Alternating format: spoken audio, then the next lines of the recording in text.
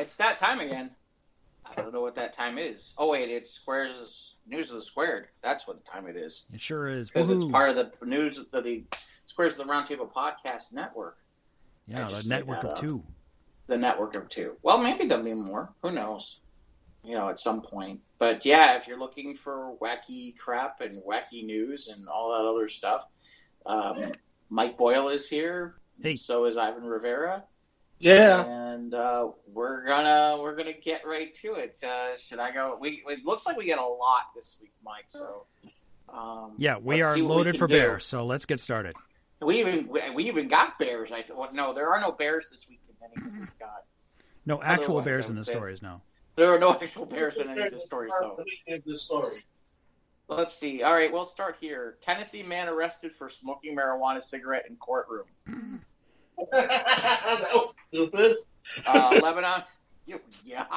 Lebanon, Tennessee, a man making a court appearance on a charge of simple possession was arrested on Monday after lighting a marijuana cigarette in the courtroom. Spencer Boston was called to discuss this case before General Sessions, salute, Judge Haywood Berry. Spencer was talking about marijuana needs to be legalized. He reached into his pocket and pulled out what appeared to be a rolled marijuana cigarette. He placed it in his mouth, then pulled out a book of matches and lit it and began to smoke the rolled cigarette. It gave off an odor burning. And that's an awfully badass move. That is a badass move. It's brave and the bold. Balls. Brazen. That is totally brazen. Blazing in the courtroom. Yeah, he's blazing and brazen in the courtroom. In fairness, the picture that he has for his mugshot, he's got the biggest shit-eating grin in the world. And I can't blame him. If you pulled something like that off,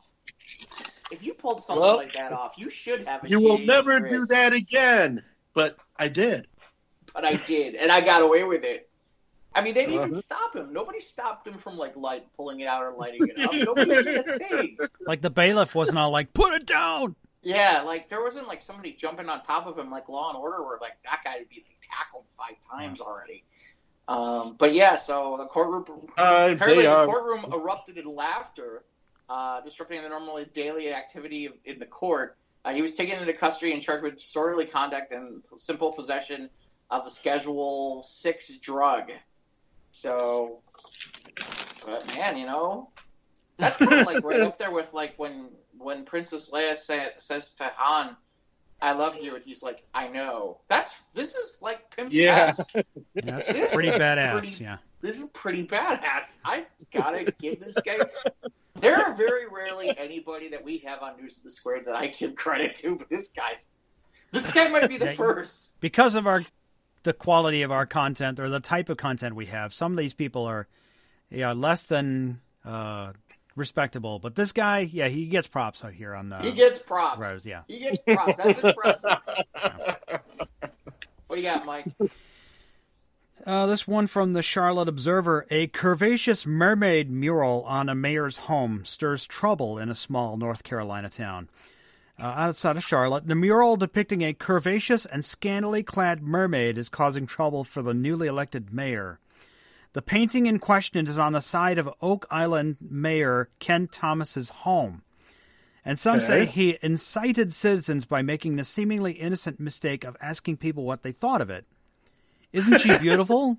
Thomas said in a January 3rd Facebook post. "I had this done long before I intended to run for office, and while I'm sorry it may offend some people, art is intended to be beautiful and thought-provoking." Right. He concluded his post, which appeared on an official town Facebook page, by asking people to message him with any concerns over the painting, what has followed is an ongoing debate over whether the mermaid's qualities, or whether the mermaid qualifies as great art or just plain sexist, undignified, and or inappropriate for the side of a city leader's home. Oak Island is a town of about 8,000 people on the Intercoastal Waterway. Now, if you're looking for a Vegas-type environment, he started the ball rolling, Gina B. responded with the mayor's post. "They say a picture's worth 1,000 words. It speaks volumes to the type of dude you really are," Kim Baldwin wrote. "Is this the new image for Oak Island?" Someone else posts. Now, Thomas has had the mural on his Oak Island Drive home since 2018, He doesn't believe it's sexist. So I don't have the article posted. I think it might be on a Squares page, but it's just it's a mermaid sitting on an anchor, and her backside is facing you, and the fish buns are kind of rounded and got a little side boob going on with a starfish covering, what appears to be the area. And, long brown hair. And, with the fishtail, obviously mermaid underneath, with the anchor. And obviously, I can see how some people might be all like, oh, so sexist. Yeah, well, for the mayor of a city, I think it's a little tacky. Well, it's his house. It's art to him. But he could be wrong. All art can't appeal to all people, he said in the newspaper. This art appeals to me. And all I can say is campaign promise made, campaign promise kept. This painting is very transparent and no cover-up here. Right.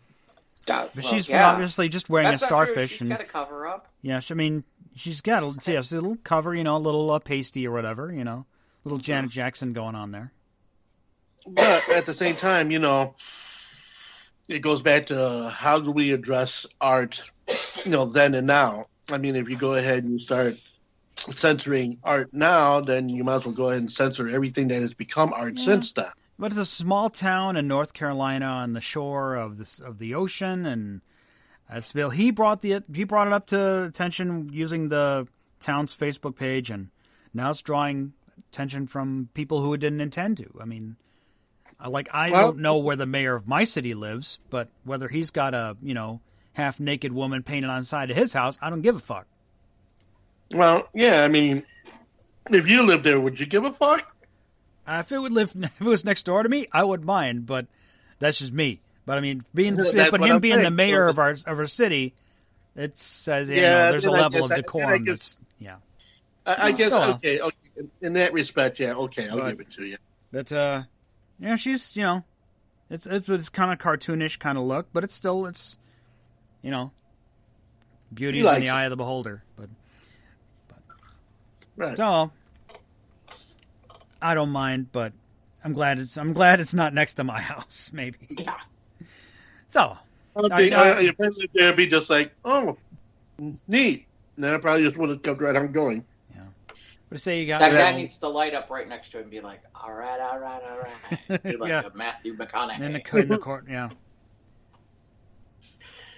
Maybe like one of your mayor's mermaid girls. Yeah. Right. Next story, Jeff.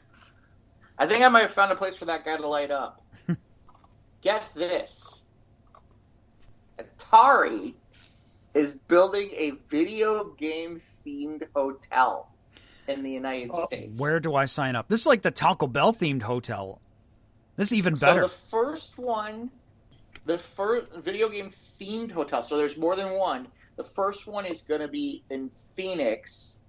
Okay. Apparently they're working on a new gaming system that's the new system. Atari VCS will be run on a Linux operating system has capability to play modern video games and operate streaming services. Atari has stated that the system will launch with a large back catalog of retro Atari games preloaded on it. Despite some setbacks, they're talking about a release in March 2020.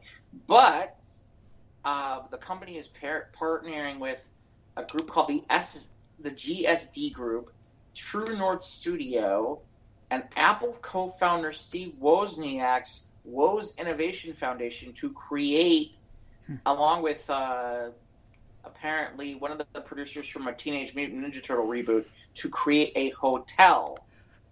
There will be the latest available tech in VR and AR for guests to experience while they stay. Some of the venues are being designated to accommodate esports events. Napoleon Smith III said, when creating this brand new hotel concept, we knew Atari would be the perfect way to give guests the nostalgic or retro meets modern look. Get this. So the first one's planned for Phoenix. There are several other locations planned, including Las Vegas, Denver, Austin, Texas, Seattle, San Jose. Did I say San Francisco? No. San Francisco, and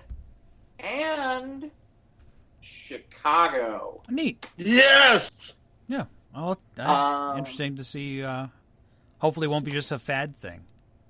I don't know. It's like competitive video game playing is like big money. Right. Well, look at what's happened with. Well, look what's happened with video games and what's happening with pinball in general. I mean, we've become quite the game city now. You're right though, because you partner with like somebody like Taco Bell. That's perfect. Yeah. Mm-hmm. And the fact that Wozniak is in on this, so yeah. By the way, it's good and solid. We'll briefly mention it. I don't know if because I feel like this is almost old dead news by now. But it was so cold in Florida that iguanas were stunned and fell out of trees. Yes. And unconscious. And I heard some people were cooking them up and eating them too. But yeah, they were. Good Lord. People wonder why I don't want to live in Florida. Okay, what else you got, Mike? 3 officers hurt after naked teen goes on a rampage in a New Jersey store. Why? What? Let's find out. Story out of Middle Township. Damn, pop-ups. Middle Township. Some of these news sites, they've got all this freaking pop-up ads. Pop-ups. Okay. Pop-ups. A naked teen. Pop over. A naked teen who went on a rampage inside a southern New Jersey upholstery business was subdued after he fought with police, a struggle that left 3 officers injured. A struggle? Police responded to the Middle Township business around 1:45 p.m. Thursday and confronted the 17-year-old boy who had damaged several items. The teen fought with officers when they tried to arrest him, and authorities say it eventually took several officers to subdue the boy. The teen and 3 officers were treated at a hospital for undisclosed injuries. The teen's name was not released due to his age, and it's not clear why he was unclothed. It's not clear what charges the teen will face. Authorities will say the matter is under investigation, so it seemed like probably just up on some doing on a bad trip or something. Wow, man, mushrooms! Woohoo! He was not. Yeah, he was not blazing. Maybe he'll be blazing in the courtroom, naked. Yeah, maybe. He should go streaking with the tattoo of the Hotel. Yeah, go. Yeah, don't be streaking in the Atari Hotel. I don't know. You know, maybe he just wants to show his pawn. Or you can pose next to the naked mermaid on the mayor's house. Yeah, seriously. Yeah. They should put that in the Atari Hotel. The naked mermaid thing. Yeah, then it becomes virtual reality. Yeah. Yeah, the naked mermaid's a virtual reality. Now we're talking. Yeah, the mermaid with the fish part on the top and the lady part on the bottom. Ew. Okay, next story, Jeff. So, I don't know if both of you are aware, a few years back, the Philadelphia Flyers created a new mascot named Gritty. And nobody really knows exactly what Gritty is, but he became kind of like an internet famous kind of thing. And we may have actually talked about Gritty at one point. I think maybe we did last year. Like a while back. So anyway, Gritty is now being investigated by Philadelphia police for punching a young fan in the back at a team event. One fan claims that Gritty assaulted his 13-year-old son at the Wells Fargo Center. They're investigating the claim that he was physically assaulted by the orange icon at the Wells Fargo Center in November 2019. He filed a complaint in December. The individual explained that he was at the game with his son when season ticket holders were invited for a photo with the famous mascot, and they of course headed over for a chance. Gritty has been a national phenomenon since his debut last year. Okay, yeah, it's only been a year. Wow. Yeah. Feels like forever that Gritty's been around. And fans cannot get enough of the social media star. But the Greenwells say they did not have a positive experience that they were expecting. After waiting over an hour to meet the mascot. An hour? Wow. An hour? I don't even think it takes that long to meet Betty the Bull. Well, then again, with how bad the Bulls are, nobody cares about Betty the Bull. That's why. 5 minutes to meet Betty the Bull. People will sit in the stadium and wait an hour to see, hopefully, a Bulls play and shoot a basket. Yeah, make one. More like make one. They can shoot a basket, they just can't make one. So after waiting an hour, Chris claims that Brandon, who apparently is the child, patted Gritty innocently on the head, and once the photo was taken, Gritty got out of his chair and took a running start. The furry orange guy then allegedly punched my son as hard as he could and called his actions unprofessional and unacceptable. Is this on video or is this bullshit? I don't Hey, video. Gritty punched my son. I just think it's awesome. There's a part of me where like running start. Oh my god. Those in the arena informed Chris there is no video evidence. Oh, here we go.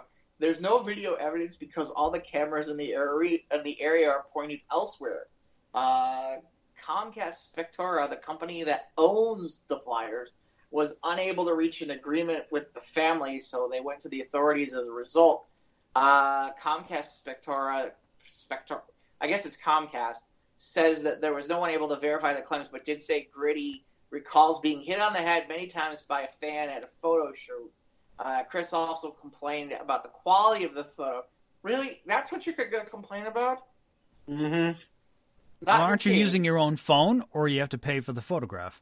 I have no idea. It says that Gritty did not look at all at the camera. At this point, he has not hired a lawyer and is asking... Well, that's a good sign. He's not hired a lawyer and is asking for an apology from the team and something for his son. The South detectives in Philly are on the investigation. They're on the case. They're on the case. They're going after the Gritty one. Oh, my God. We're after the mascot. Law and Order Gritty edition. I don't know how to do it. Yeah, I don't know how to do that voice. As long as we're talking about furry stuff, this story fits right along with it. Oh, shit. It's okay, Ivan. Ivan's going to laugh really hard. I'm waiting for Ivan to be eating something because I know he is. And this would be perfect for that, to have to do a spit take. Because a group of furries pull a man from a car during a domestic violence assault and hold him for the police. Furries to the rescue. What? You heard me. Furries to the rescue. Furries to the rescue? Okay. Several members attending a furry convention in California helped restrain a man who was assaulting his girlfriend until police arrested him, according to officials. All right then. 6 people witnessed the assault at the annual Further Confusion, or FurCon, in San Jose. The furries are enthusiasts who celebrate characters and stories involving anthropomorphic animals or fictitious characters that have human traits. They said the man was assaulting a woman in a car in the police report. Robbie Ryans, 26, who was working as a DJ at the convention, when he and a friend went outside for a smoke break, out of nowhere, Ryan says, a blue car stopped in front of them. We heard a woman's screams coming from inside and saw a passenger throwing a full fist at whoever was driving. We got up and ran towards the car. My friend pulled open the door, and we both held on to the attacker. The girl driver was yelling for him to get out as he tried to start fighting us off. 4 other people who were attending the convention joined in and helped grab the man, dragged him out of the car, and restrained him until police arrived. All right. Once he felt the situation was under control, Ryan said he backed up and began filming the incident. Okay, wait. There's film? There's video of this, yes. Where? I don't see video. Oh, wait, here? Hold on. Here we go. I can't put the audio on, but I got to see what costumes they were wearing. This is on the Squares page, and of course we're going to have to wait a second to make sure that this goes. Because there's, of course, a commercial. We have to have the commercial. Yeah, the freaking pop-ups and the ads and such. Yeah, pop-ups and commercials. It's like, the furries get a bad rep in the public eye, and we know this, and Ivan can go on and on about it, but they do a lot of good in the communities. They do. Yeah, they do. They do. But they're just easy to make fun of because they wear the suits. Of course they're easy to make fun of. It's just like any fandom. Yeah, it's like any fandom. Right. If like people go in the Super Bowl painting their faces, they get a pass. Oh, this isn't the video. No? But if you wear a costume or you love a toy, you love records or something, right. You're a freak. Yeah. Well, in fairness, some of those people who are wearing some of the costumes are a little freaky. That's common in every facet. Well, I get those. Okay. I was. You always get Rule 34 in every fandom. It's just none of what you've said I am discounting in any way, shape, or form, because I've seen all the cosplay people, and Jeff's got a thing against cosplay. We know this. Yeah, I know. Anyway, well, do we have the video, or is it it's available? No, it doesn't show the video here. I was curious what kind of furry characters were holding him down. I think one of them was pink. I'm not sure. Doesn't was matter. it? Oh, it doesn't matter. It's here. They show the picture. See, now this is weird. Why Maybe the video was taken down. But one of them is in like a pink outfit. It's awesome. Yeah. With like a tie or something. No, it almost looks like a Snagglepuss kind of looking thing. All right. That's cool. And the other one's like in a red thing. Yeah. We need a guy with the token who's like standing there going, dude, you're getting beat up by furry shit. Not only are you hit a woman, so now you're being arrested and you're being held down by a bunch of furries. Yeah. How do you feel about that? Yeah, seriously. Jerk. He's not going to be able to show face anywhere, asshole. Yeah, what happened to you? I got beat up by anthropomorphic creatures. I got fucked up by a bunch of furries. Yeah. Right. Yeah. And they weren't even using their +2 sword. Mm-hmm. All right, Mike, what do you got? A 62-year-old man was cited in Arizona this week after trying to disguise a fake skeleton as a passenger just to use the express lane. Oh, no, not again. The Arizona Department of Public Safety says a trooper pulled over the man on Thursday after noticing he had placed a fake skeleton in the passenger's front seat. The skeleton was sitting upright, wearing a hat, and tied to the front seat. I'm not going to lie. I'd consider doing it. Like, nobody's going to see that, right? Come on. Department spokesman Raul Garcia said troopers cite about 7,000 HOV lane violators every year. Wow. I'd take the risk. I think I'd do it. I wouldn't exactly have just a skeleton. I'd have to dress him up some. But. Yeah. Last April, a man was pulled over after driving in the HOV lane with a mannequin wearing a sweatshirt, baseball cap, and sunglasses. That should work. That should work. It should work. That should work. But you would think that would work. These troopers got nothing else to do but look for violators in the express lanes. But yeah, violators. We got here violators. That's right. He's got us. That dude's a mannequin. Stop that man now. That's a skeleton. Why do Arizona people talk like no? So, don't drive with skeletons and don't beat up your girlfriend to get, your skeleton will get beat up by furries, and then you go to court and you can smoke a joint in the courtroom. And yeah, I don't think that guy's you see the mermaid mural on the wall in the courtroom. The mayor. Definitely do not you don't end up in the Atari Hotel either. No. I'll tell you who else is not going to end up at the Atari Hotel. What? Let me tell you who's not going to end up there. The man who dies getting attacked by his rooster on the way to a cockfight. Not the end I'd wish for, lad. There's some poetic justice to this. An Indian man has died after a tussle with his rooster on their way to a cockfight. Okay. I'm not even going to try to pronounce this name, but he was 50 years old. He was hit in the neck with a blade tied to the rooster's claw on January 15th. Yep. You do that before the match, just before the... You don't do that on the way into the match. You do it before the match. I don't wish anyone would die, but if you're going to be that dumb... I mean, have you ever seen the size of those spikes? They're like an inch long. They're huge. He's a father of 3, and he was taken to the hospital where he later died from a stroke. His last name is Rao. Rao, who lived in the Pregadavariam village in southern India's Andhra Pradesh state, was a regular local cockfights. Was on his way to enter the rooster in a competition when it tried to break free. The station house officer said that cockfighting has been illegal in India since 1960. However, animal fighting continues to be a problem in the country. Anyway. I've heard about this cat juggling. Anyway. It's okay. So Here's the death part. by It's death by illegal. cock. How about that? Death by.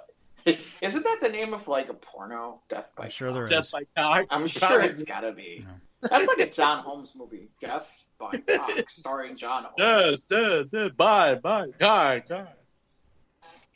You don't tie the knife to the rooster until you get to there. Here's the part I don't understand. What's that? If it's illegal, why did the police allow the local cockfight to go on without any arrests? Because they're probably on the take.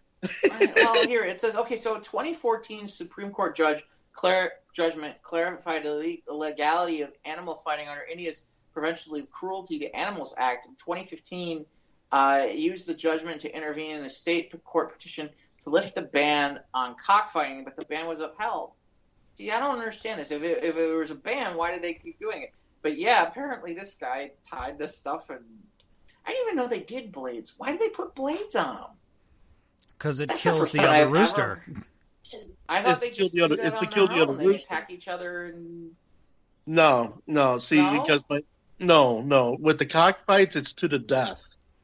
Right. And it's big money, big gambling. With cockfights. Yep. So Well, he he screwed up, and he paid the price for screwing up. I mean, because them cocks, they got a cock that's very fast. So, you put the spikes in, and the spikes are very sharp. I mean, the matches only last at the most maybe 5, 6, 7 minutes. And the cock's dead, and everybody's taking in all this money. The reason why I know this because my uncle Arsenio, got arrested. So, I used to go to Indiana. That's when they used to do the cockfights in Indiana. Oh God, Indiana! And further proof that Indiana is just so. Well, I love. This is why I love when my friends are like, "We're not primitive anymore." Yes, you are. You're still doing things like We're still savages. You're still a bunch of savages on some level. We're still cavemen. Indiana, no difference. Same thing. All right, Mike. What else you got? Well, unfortunately, I found out this story is from 2015, but it's been posted to the Squares Roundtable Facebook page, and the picture's worth 1,000 words. The ultimate bad hair day. A woman ends up in the hospital after confusing builder's foam with her hair mousse. Oh no! A mystery woman, believed to be from Eastern Europe, grabbed the wrong can when doing her hair. She accidentally used expanding builder's foam instead of hair mousse and ended up in the hospital. Oh my gosh, it's terrible. Oh my goodness. The picture proves once and for all how important it is to read the label on the can. Yeah, the label is... and there's just the woman with just like a big styrofoam-ish kind of looking thing, like twice the size of her head, on top of her head, mangled and mixed in with her hair. Oh, it's not good. Oh my gosh. No. The major shave down. Oh, and then of course hoping that those chemicals didn't go into her head. That's the big one, because that's all toxic. Yeah, she could be seen in a waiting room looking understandably unhappy with her situation, with a giant solid helmet of polyurethane foam on her head. Twigs and leaves are stuck to the foam, leading to speculation that there might be more to the picture, as seen in the sun, than a simple mistaken spray can. Expanding polyurethane foam has a number of uses in DIY situations, although hair product is not one of them. If you could develop it right, we could sell it in Wisconsin, and they could all make their hair into cheese. Looks like the cheesehead wedge, yes. Mm-hmm. Millions. Get your own cheesehead wedge. Yeah. Make your own cheesehead wedge. Go Packers. Go Packers. Go Packers. Go. Well, I guess Aaron Rodgers got in some trouble with some religious folk. Apparently, some comments of anti-religious comments on a podcast or something. Did you catch the Connors episode where it's about the Bears and the Packers? No, I don't see that. Oh God, it was funny because the one guy's who's from Green Bay is talking about is talking about how the Packers are owned by the community, and Dan goes, "That's called communism, son." I was like, "That's what I'm talking Ain't no about comment. right there." All right, next story, Jeff. So the University of Liverpool has a something that they're requesting from individuals, which is to stop using cheese as your bookmark. Oh God! What? Like the pre-packaged craft singles. Mm-hmm. It's freaking gross, man. Idiots. A tweet about the slice found at the University of Liverpool Library has been shared more than 20,000 times. Even more now because it's on the News of the Squared. Yeah, 2001 now. Associate Director Alex Widdowson said it's currently warm and liquid. The slice was discovered somewhere between American history and geography. Gross. Sounds about right. Said while the library users were breached. No, there's a lot of jokes here about a lot of cheese puns. Cheese puns and. Don't use craft singles as a bookmark. It's pretty disgusing gross, looking. Man. The pictures on the site. Singles, God, you only know what's in them. It's just. I'm gonna do another quick story, which is because Mike said there will be no more pooping, and he was wrong. Oh. From Natick, Massachusetts, Ashland woman behind serial pooping attack. I think maybe we talked about this already. I think we did. I think we did. All right, this has been talked about. There is no update, I believe, on that. Go ahead, Mike. What do you got? The Waze app is sending drivers heading for Atlantic City to a remote wildlife area. Oh no! Imagine heading to an Atlantic City casino, but ending up stranded in a remote wildlife reserve. No! Police say, "Oh my God!" Police say that's what's happening to some drivers using the Waze navigation app, WAZE. Wait, I use that. People were expecting to be taken to the Borgata Hotel, but wound up in the middle of Collier Mills Wildlife Area near the Jackson Township. Holy crap. Okay. Police say the unpaved roads are destroying people's cars and leaving them stranded. Oh, no. Please take extra care when selecting locations listed with an orange ad logo in the corner or places which have multiple names with the same address, however are considerable distances apart, Jackson Police said in a Facebook post. Waze expects to have the problem fixed sometime today, and that was earlier. So, but yeah, I mean it's like several miles away. I'd be unhappy. I have Waze, and unlike most people, my person who tells me what's going on through Waze is Cookie Monster. So if I got lost in the middle of nowhere with Cookie Monster telling me to take another left, I'd be pissed. No cookies in this forest here, bud. No. I met a moose once getting lost in Wisconsin. Yeah, that's not hard. Okay. If you're we're on our way to Wisconsin Dells and told us to take this alternate route. Next thing you know, the end of the road, dead end, moose. Okay, Jeff, what you got next? In some parts of Wisconsin, that's a hot date for a Saturday night. Oh, hey, whoa. Go, Pack, go. It's got antlers so you can grab onto. Hey, no. Go, Pack, go. He's going. Off he goes. The Mummy Returns, voice of a 3,000-year-old Egyptian priest brought to life. Now, this just does not sound like a good idea. You can smell one down at one of our museums. I don't want to smell the mummy. Ew, that's gross. That either. Why do I want to smell? Why would you want to smell the mummy? Well, believe it or not, there is I don't know. Look online, but there is. I think it's the Field Museum. Actually got a display where you actually can smell what the mummy smells like. I don't want to smell the mummy. If anything, it's funny. If anything, it's funny. The smelly mummy. I'm looking at the picture of the mummy and the way he's wrapped. I think our buddy would want to smoke the mummy. That's earlier. No, I don't know. Wrapped In up the courtroom. like a giant joint. Anyway, Nessa Simon's voice has been reproduced as a vowel-like sound that is reminiscent of a sheep's blat. The priest lived during the politically volatile reign of Pharaoh Ramses VI between 1099 and 1069 BC. As a priest in Thebes, he would have needed a strong voice for his ritual duties, which involved singing. Oh, so he sounds like Steve Martin. You know, they reproduced born in Arizona, moved to Babylonia. King Tut. So a team of researchers are producing it with a 3D voice box based on the vocal tract, which was scanned to establish precise dimensions. You know, all I keep thinking is... These DJs will do anything to get a voice sample for their new hip-hop songs. It's not even DJs. They'll do anything. They'll do anything for a sample. Auto-tune the dead mummy's vocal cords. Right.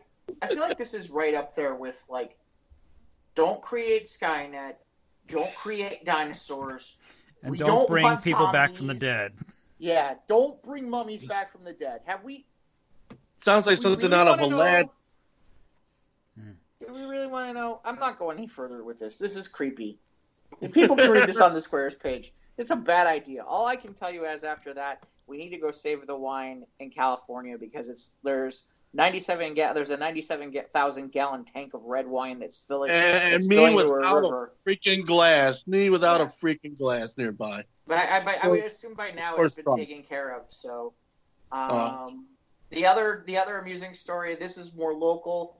I don't know if you guys both caught this or not, but apparently at the airport, now that weed is legal in Illinois, there's a cannabis amnesty box at the airport where you can put your marijuana in there before you're leaving, so that way you don't get in any trouble or anything.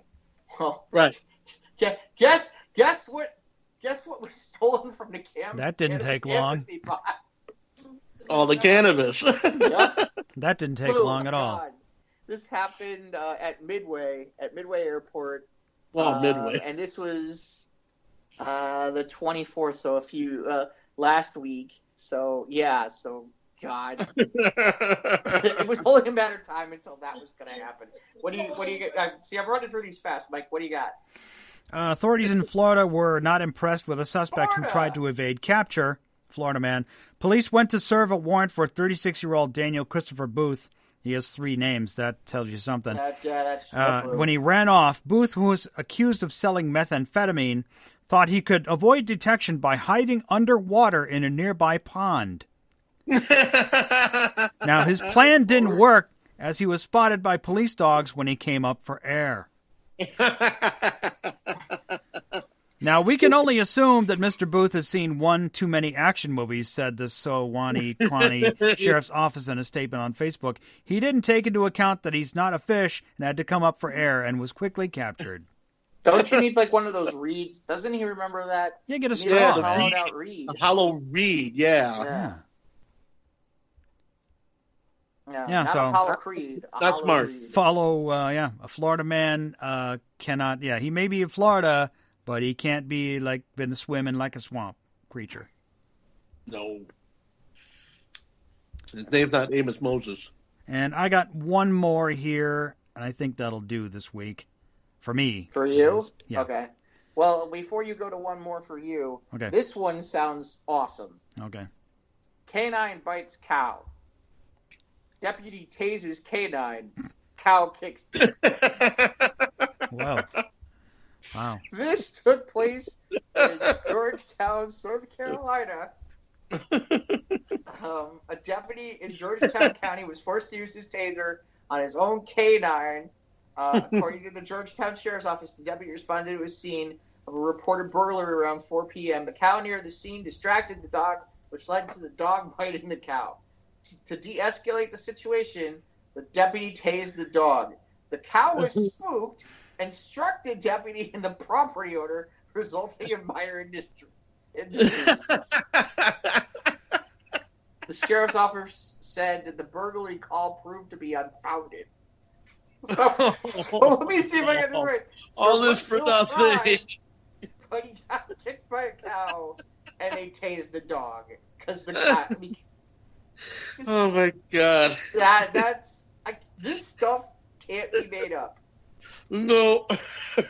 Things like that can't be made up. What else? What else do we got? Mike had one here. Do I need to read this, Mike, about rapper YG arrested days before his performance? Well, Grammys have already happened. Yeah, the Grammys already happened, but yeah, just ironic that he was just going to be a performer, but nope. Yeah, nope, not happening. Maybe he was blazing in the courtroom. Yeah, probably. Well, yeah, at this point, he probably was. With a month-sized joint. Yeah, I got a joint for you. Here, have a toke. Let's see. There's a 76-year-old woman who survives falling from a 7th floor Manhattan apartment after she landed on a crate of fruits and vegetables. Right out of the movies, man. Fell 7 stories from an Upper East Side building. Was saved by landing on a crate full of vegetables, including carrots, onions, peas, and limes. Barbara Heller recently had back surgery and had trouble walking, was in her apartment with a friend when she decided to walk toward the window because she was getting hot. Police said she accidentally fell from the apartment window and landed on the crates of produce that the workers were unloading on the sidewalk below. She was rushed to the hospital with a broken pelvis, a broken rib, a pierced lung, and some bruises, according to her ex-husband. That's no way to eat your vegetables. No, that is not the way you take your vegetables. But further proof that produce is good for you. Well, thank goodness she's alive. She's alive. Like a full recovery. The supermarket worker who will never look at salad the same way again. Said he witnessed the fall on the sidewalk. She fell and hit the plastic storage container on the first floor, then rolled off and fell onto the pallet. Oh my god! So, obviously pedestrians came right to her aid. Blah blah blah. You get the idea, but yeah. Oh gosh. Hey, she lived. Hey. What you got, Mike?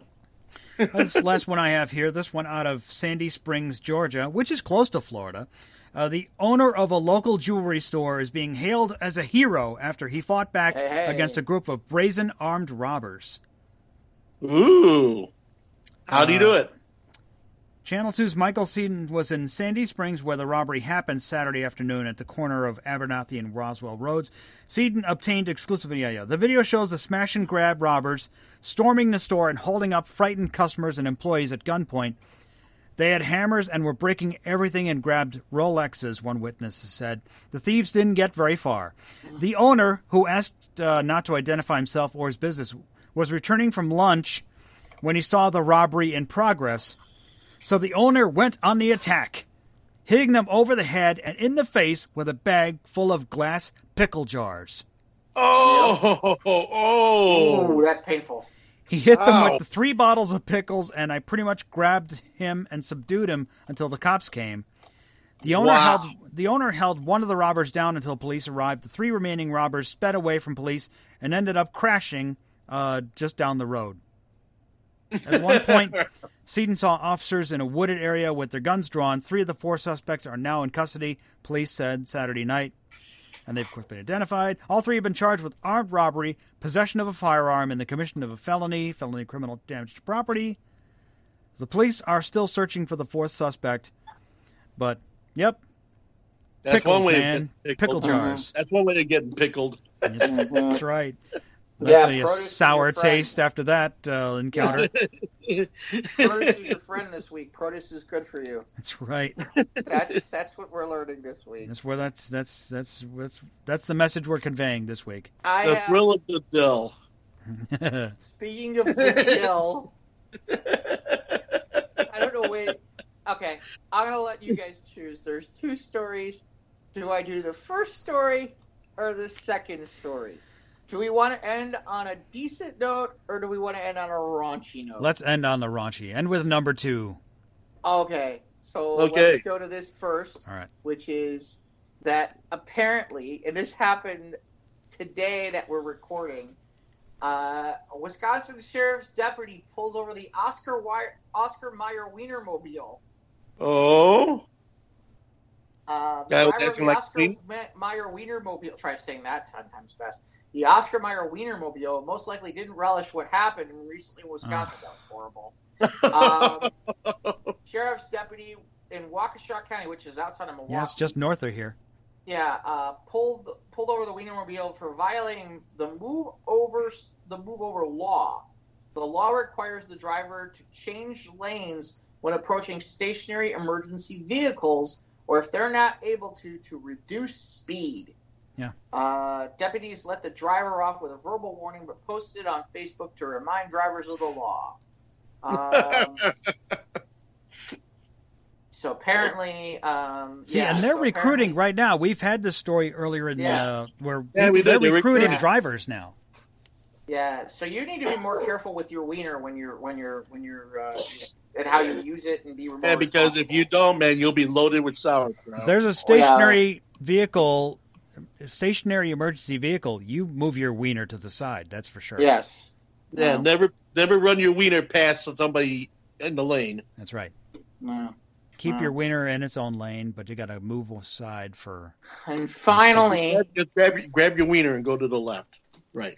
If you liked that story, and finally, the Cedar Rapids Blue Ball Bandit strikes again.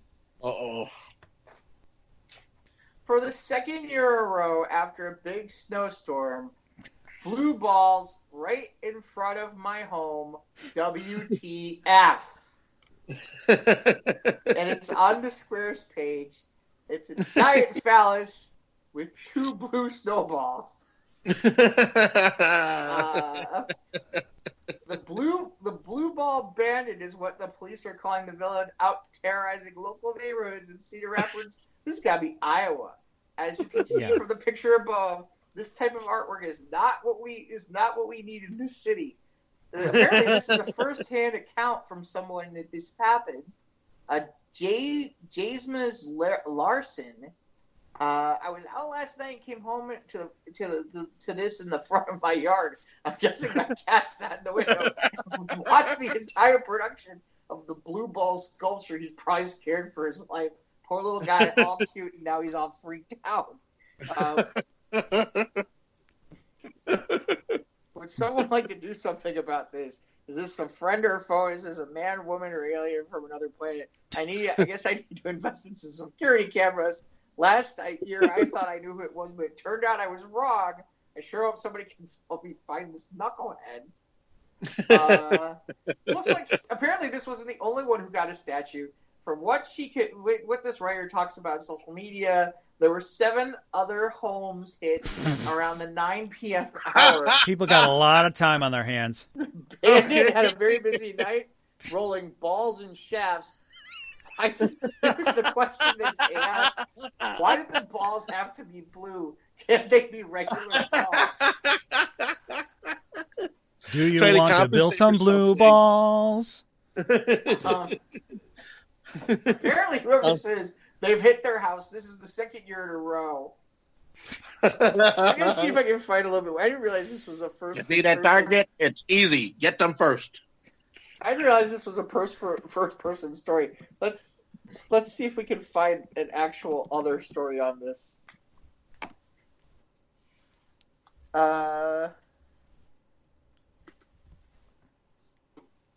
Balls Bandit. Yes, folks, we actually researched this shit. Why can't they just do meth like normal criminals? Give them the squirrels.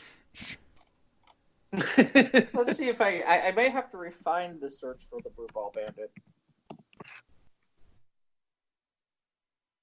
Here we go. He strikes again. This is same story. Damn it.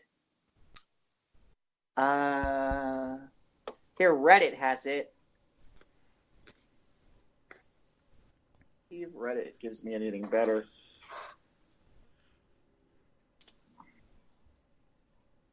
No, it's from the same story. Yeah, I have trouble following stuff on Reddit. It's hard to follow conversations on Reddit. There's some really funny comments here on Reddit. Like, I can't believe this vandal got off. I think it's because it's blue that means he didn't. He seems like a real dick. Maybe he's compensating for something. And the picture is, of course, on the Squares the Round Table Facebook page if you need to see these the aforementioned blue balls. In fairness, I'm looking at this. In fairness, this is art. It ain't the naked mermaid, but it's art, I guess. It's impressive. I mean, I don't know if it's art, but I like it. Well, I mean, in fairness, the balls are rather big. There seems to be some contextualized patterns in the balls. The phallus is well done. I mean, this took some time. You had to, and the best part is, nobody was paying attention and nobody cared. They just let them do this. Because Cedar Rapids isn't like some sleepy little village. They probably just watched them do it, man. Yeah, Cedar Rapids is about 100,000. Yeah, it's not some. It's a big village. It's like what Milwaukee sized or whatever. No, it's smaller than that. It's about smaller than Milwaukee. It's about 100,000 to 150,000 people. Yeah, well, no, Milwaukee's what 500,000. Is it only half a million? I want to say that. Yeah. Anyway, so really? it's no tiny little hick town. Well, this is definitely not tiny. That's for sure. I'll tell you that. Swelled up. They're on the case. Swell. Don't need produce. We'll have to hire a private dick to help get to find out about the blue balls. So it'll be stiff competition. Oh, they're gonna rise to the occasion. This is gonna be that day before it withers out. Before the boy, the investigation goes cold. Before Peter's out. Well, at this point, you're going to wish that you had an Oscar Mayer Wienermobile. That's all I know. Further proof that produce is important, in particular anything that's phallically shaped. All right, that's all I've got. I have to go away now and deal with my blue. I'm blue after all. So. Don't be blue, Jeff. No, don't be blue, Jeff. I'm still amused by the canine who boats the cow and the deputy chases the dog, and then the cow kicks the deputy. That's still funny as hell to me.